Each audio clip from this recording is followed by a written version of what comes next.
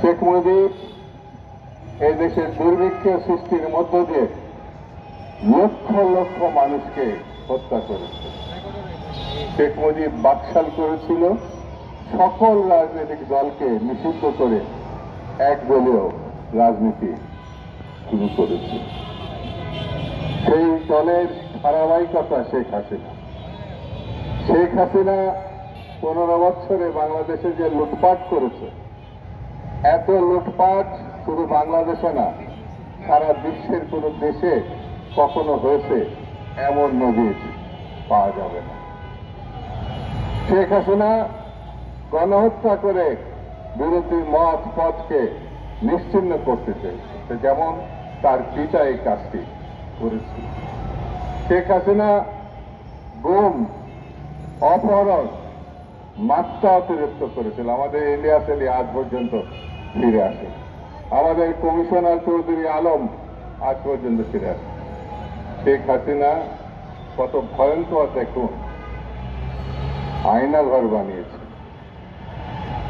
এই যুগে সভ্যতার বিপরীত যে বর্বরতা, সেটা হচ্ছে আয়নাঘর।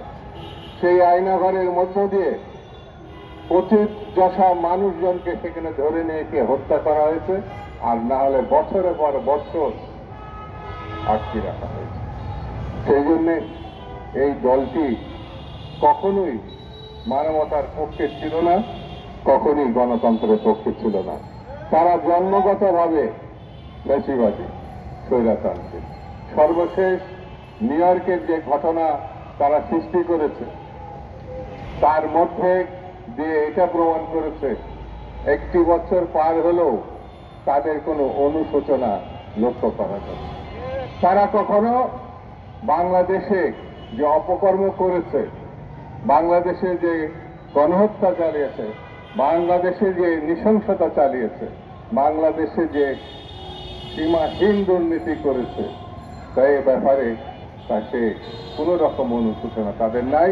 জাতির কাছে তো বটেই, বিশ্বের কাছেও ক্ষমা চায়নি। তারা ইসলামের বিপরীত শক্তি। কেন বলছে এই কথা?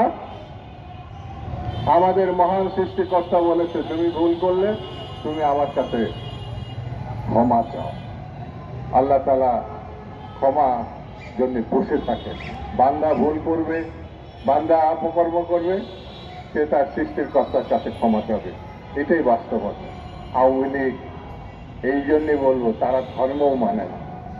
যদি তারা মানত, তারা যে অপকর্ম করেছে, যে দুর্নীতি করেছে, যে নৃশংসতা চালিয়েছে, গণহত্যা চালিয়েছে, সে দেশবাসীর কাছে এবং তার সৃষ্টিকর্তার কাছে ক্ষমা চাইত। সেই ক্ষমা সে চায়।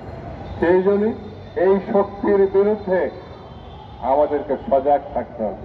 এই শক্তির বিরুদ্ধে আমাদের ঐক্যবদ্ধ থাকতে হবে।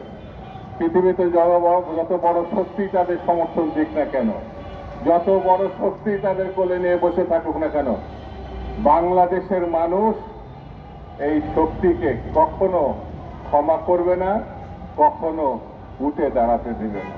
এটাই হচ্ছে বাস্তবতা, এটাই হচ্ছে বর্তমান অবস্থা। সেই জন্য আসুন আমরা এই অপশক্তিকে রোধ করে, প্রতিরোধ করে বাংলাদেশের গণতন্ত্র প্রতিষ্ঠার পথকে সুগম করি।